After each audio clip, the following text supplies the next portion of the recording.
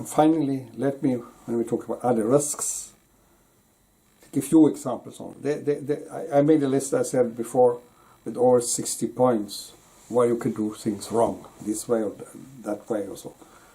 But if here, try to understand that there are many more risks than what I have presented in this part of the course, in the risk part.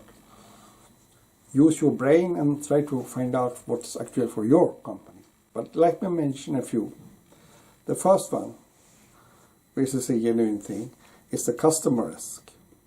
What is the customer risk? It is that you get unhappy customers that start an action against you, publishing on social media, going to so-and-so and complaining, and you get a bad reputation. That is a problem. Another way to get bad reputation is if due to media, if a TV station, a radio station, or a newspaper publish something bad about you, you have to have some kind of policy for how do you handle them. This is not things you think of primarily when you start a project, but you have to have a good relation to the world around you, suppliers, customers, media, everyone that's involved.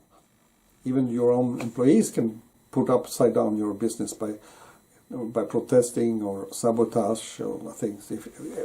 Keep everyone happy in a good way. Still, you have to be a strong leader, but that's another thing.